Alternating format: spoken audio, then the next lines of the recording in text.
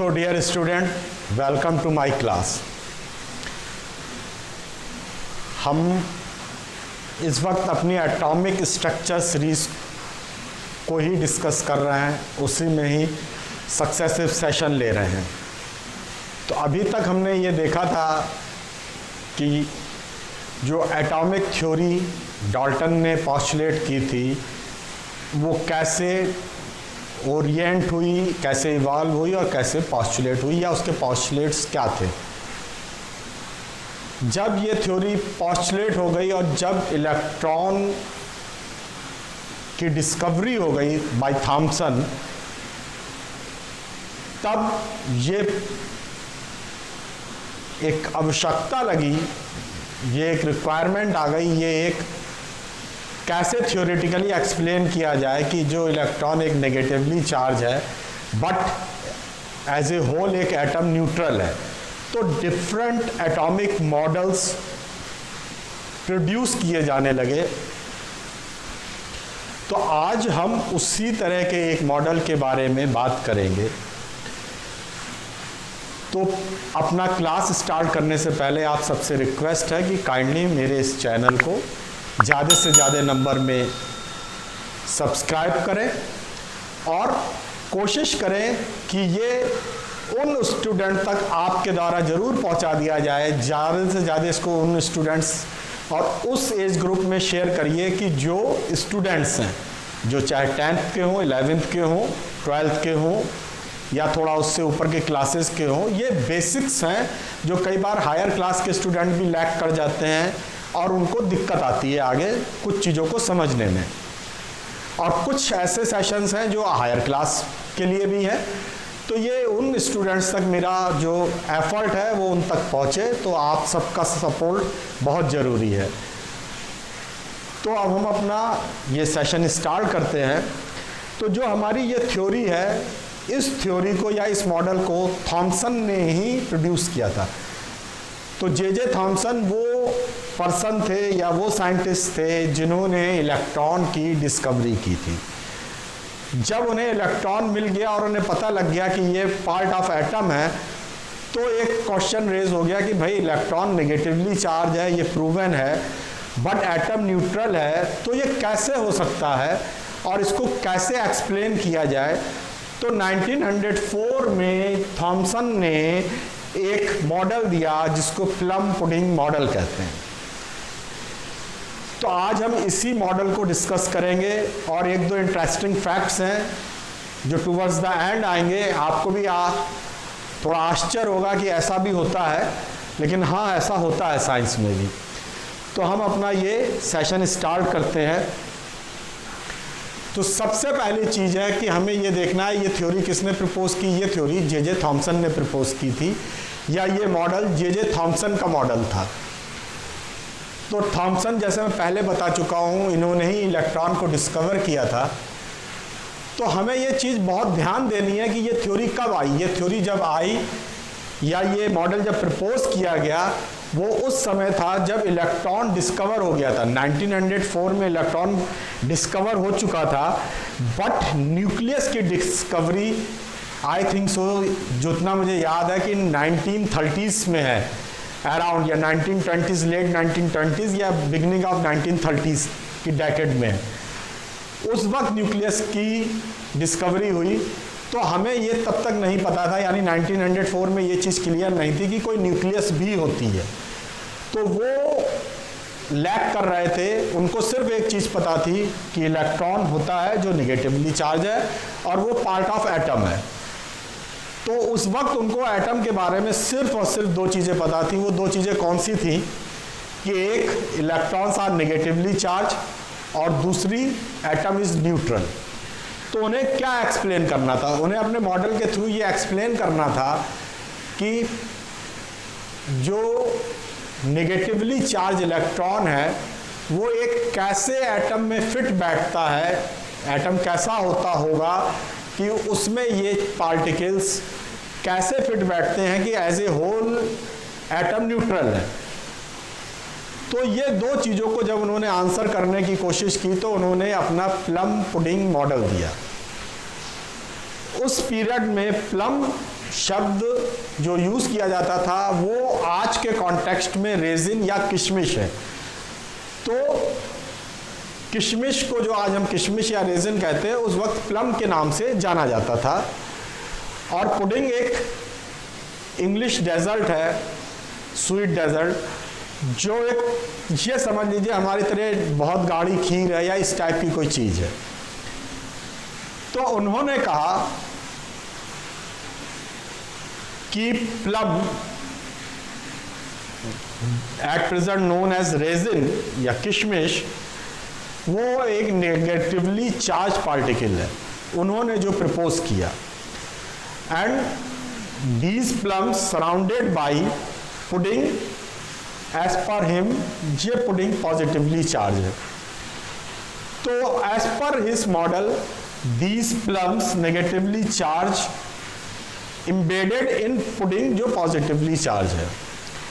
इस मॉडल के हिसाब से उन्होंने ये कहा कि electrons which are negatively charge surrounded by positively charge pudding, ये उन्होंने एक कॉन्सेप्ट दी। तो इसको कॉन्सेप्ट को अगर हम समझना चाहें तो हम ऐसे समझें कि अगर कोई सपोज करिए उनके हिसाब से ये एक स्फीयर है, जैसे डिश में पुडिंग रहती है उसी तरह की कोई डिश है, तो उसके अंदर सपोज करिए इलेक्ट्रॉन्स हैं।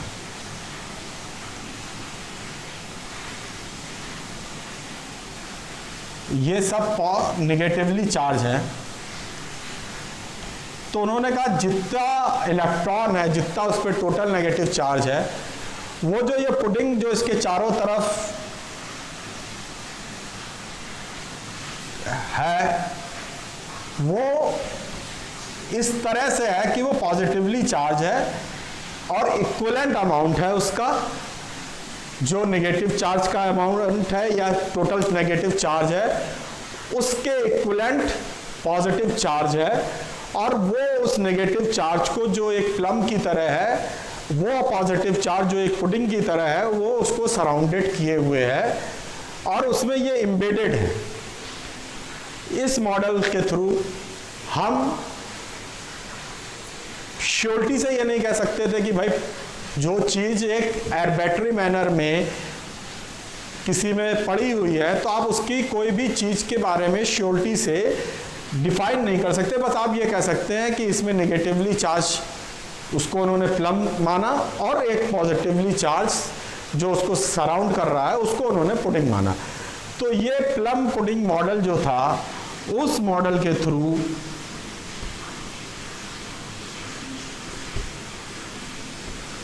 उन्होंने एटम को डिफाइन करने की कोशिश की। हम ये देख रहे हैं अभी तक सबकी कोशिश यही है कि हम एटम को डिफाइंड करें। कोई ये नहीं कहता एटम डिवाइड हो रहा है, एटम डिफाइंड हो रहा है, ना कि डिवाइड हो रहा है। तो अब मेरे ख्याल में आप लोग इसको नोट डाउन कर लीजिए। उसको कुछ के बाद आपको इस मॉडल के ऊपर जो आगे कुछ चीज़ें जो बड़ी इंटरेस्टिंग भी हैं वो आपको बताते हैं। तो एक बार आप इसको नोट डाउन कर लीजिए।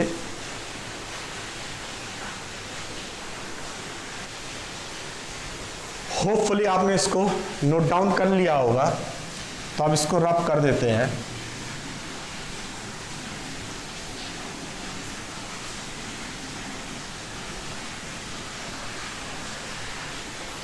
तो जे थॉमसन के एक स्टूडेंट थे रदरफोर्ड। तो हमको सरप्राइज होना चाहिए कि जो रदरफोर्ड थे वो student of Rutherford, who is student of J.J. Thomson,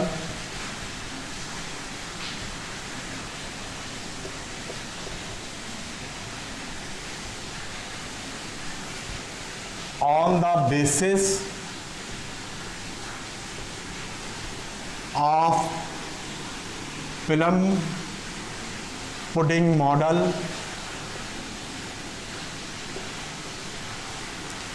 and some advanced experimental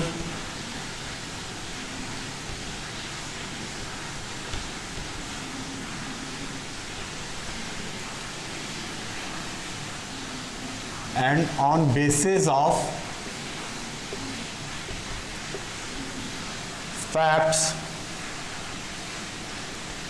gives his atomic model in 1911। तो रदरफोर्ड ने 1911 में अपना मॉडल दिया जो एटॉमिक स्ट्रक्चर का था। वो कुछ एक्सपेरिमेंटल फैक्ट्स पे और इस थ्योरी के, इस मॉडल की एनालिसिस के बेस पे उन्होंने वो अपना मॉडल दिया। और ये थॉमसन का मॉडल ऑब्सलीट हो गया, लेकिन रदरफोर्ड का मॉडल आज भी वो प्राइमरी मॉडल माना जाता है जिसके बेस पे एटॉमिक स्ट्रक्चर का फर्दर इवोल्यूशन हुआ है। तो ये एक इंटरेस्टिंग फैक्ट है कि रदरफोर्ड जे थॉमसन के स्टूडेंट थे और उन्होंने 904 के 7 साल बाद 1911 में अपना मॉडल दिया और उनको जे थॉमसन ने ही गाइड किया। एक ये इंटरेस्टिंग फैक्ट है। दूसरा इंटरेस्टिंग फैक्ट है कि एक साइंटिस्ट या केमिस्ट थे एंटोनियस वॉन डेन ब्रूक।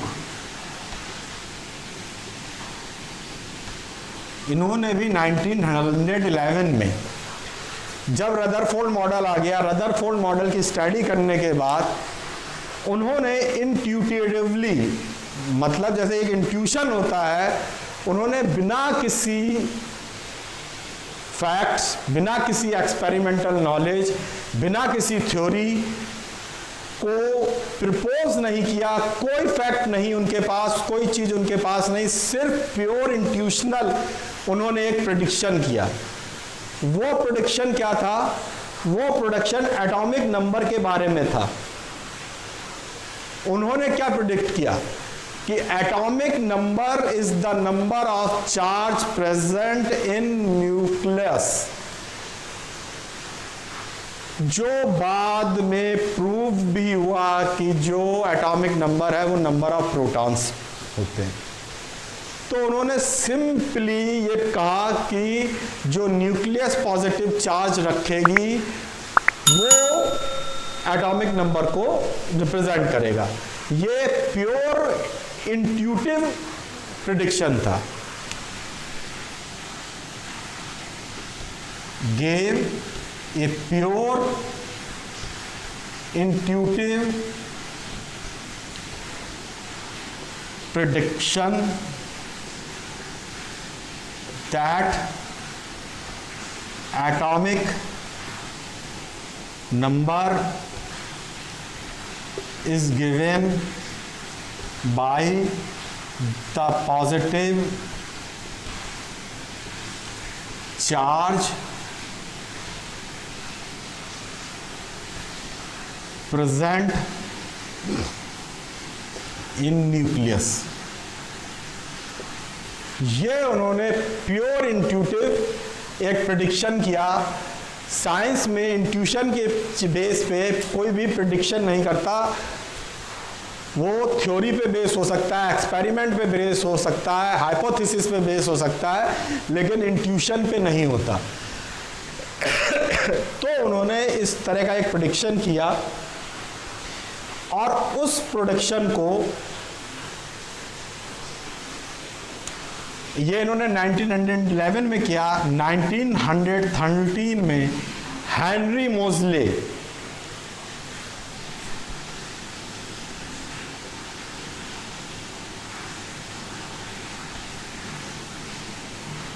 ने उनके प्रेडिक्शन को प्रूफ किया, जो मोज़ले लॉ कहा जाता है, और उन्होंने एक्सपेरिमेंटल इसका प्रूफ दिया था।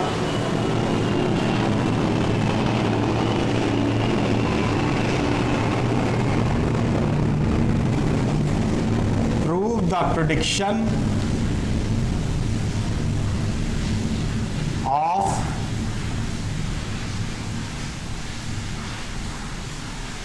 Brock। तो मोज़ले लॉज जिसे कहते हैं ऑन एक्सपेरिमेंटल फैक्ट्स।